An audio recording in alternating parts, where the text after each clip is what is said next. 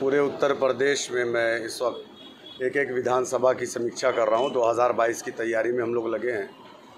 उत्तर प्रदेश की 25% सीटों पर हमारे कैंडिडेट MIM उतारने जा रही है और उसी की मैं समीक्षा कर रहा हूं। संगठन की जो भी कमी है उसको जल्द से जल्द हम पूरा करने की कोशिश कर रहे हैं। 22 में चुनाव है, तैयारी को लेकर किस तरह की किससे आपका गठबंधन रहेगा? देखिए, 2022 का इलेक्शन है और हम चाहते हैं कि उत्तर प्रदेश में बीजेपी को रोका जाए और बीजेपी को रोकने के लिए सपा बसपा का अलायंस काफ़ी नहीं है।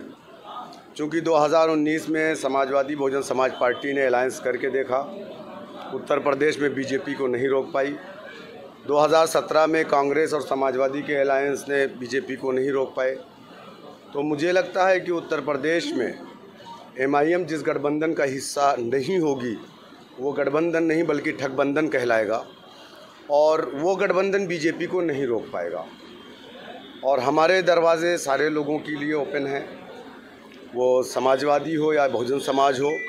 बीजेपी को रोकने के लिए अगर वाकई में ये जो दो बड़ी रीजनल पार्टियां हैं, अगर ये सीरियस हैं तो ड्राइंग रूम में बैठ कर के नहीं, अब इनको सड़कों पे आना पड़ेगा और मजलिस इत्तेहादुल मुस्लिमीन से बात करनी पड़ेगी। तो आपने देखा अभी कुछ दिन पहले अखिलेश यादव ने एक TV शो में कहा कि हमने संजय सिंह चौहान और महान दल और RLD से अलायंस किया है।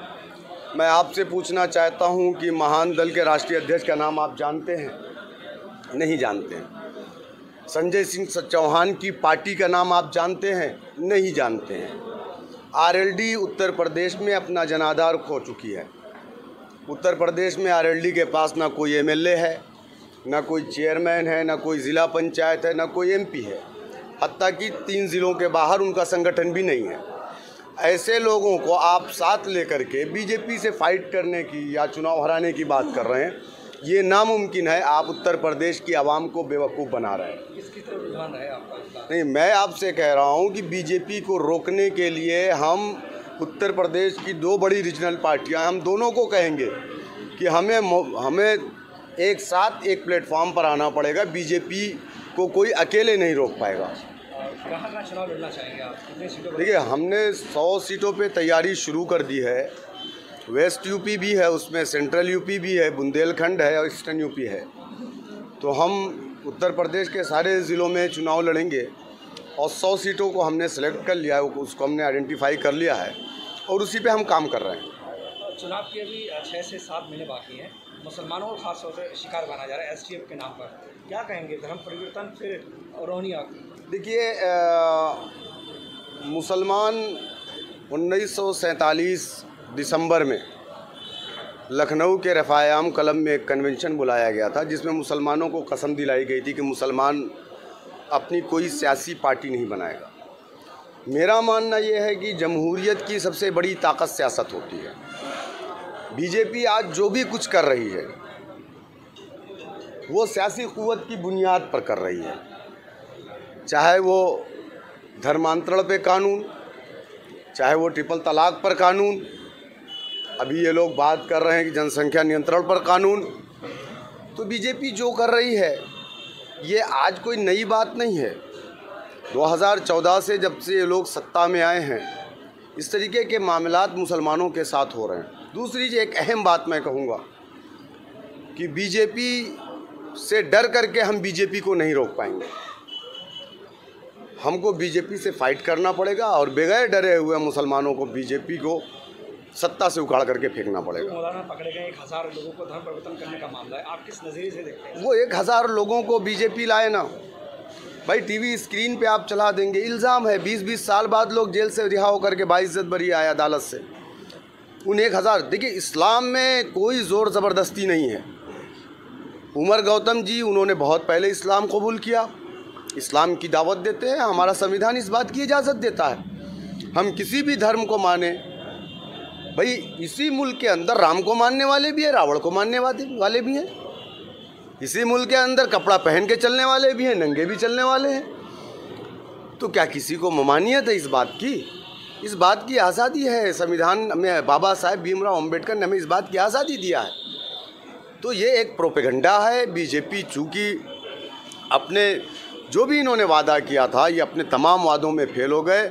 अभी आपने देखा कोरोना काल में ये ऑक्सीजन नहीं दे पाए, हॉस्पिटल के अंदर दवा नहीं दे पाए, लोग अपने घरों पर मर गए, सड़कों पर मर गए, रोड पर मर गए, गाड़ियों में मर गए।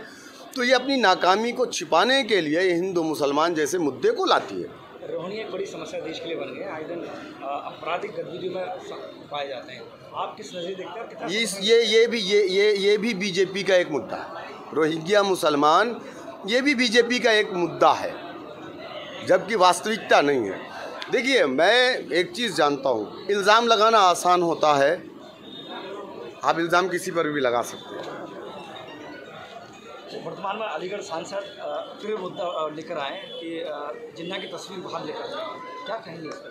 AU से जिन्ना की तस्वीर जाएगी, आप भेजेंगे या फिर रखेंगे? सबसे पहले तो उनको अटल बिहारी वाजपेयी को पार्टी से निकाल देना चाहिए, जो जिन्ना की कब्रस्तान पे जा कर के फातिहा पढ़ करके आए और उन्होंने जिन्ना की तारीफ़ भी की थी। तो AMU के जो जो यहाँ के अलीगढ़ के सांसद हैं, उनका ये पॉलिटिकल स्टैंड और ये बीजेपी करती आई है। अब इससे आवाम गुमराह नहीं होगी उत्तर प्रदेश। आपके एक बड़े नेता को, छात्र को निकाल दिया गया है, के छात्र को, उनका बयान था कि बारात को नहीं निकलने देंगे, इस तरह कोई मामला आया था, शायद पार्टी से निकाल भी दिया है, उसको क्या कहें? देखिए, मैं उनके बयान का सपोर्ट नहीं करता हूँ। इस मुल्क में मैंने जैसा कहा कि सबको हर तरीके से हर चीज़ की आज़ादी है, जो संविधान जिस बात की इजाज़त देता है। अगर उन्होंने ऐसा कहा तो ये उनका अपना बयान हो सकता है, पार्टी का कोई इस तरीके का बयान नहीं है। नहीं, उनको पोस्ट से रिमूव कर दिया गया है, फ़िलहाल उनको साइडलाइन कर दिया गया है। उनके इस बयान से यकीनन पार्टी को नुकसान हुआ है, इसलिए पार्टी ने ये एक्शन लिया है। चूँकि हम हमेशा से, हमारी पार्टी दलित मुसलमानों को एक सियासी प्लेटफॉर्म पे ला करके मनवादी ताकतों के ख़िलाफ़ खड़े होने की बात कर रही है। जनसंख्या कानून को लेकर क्या कहना चाहिए?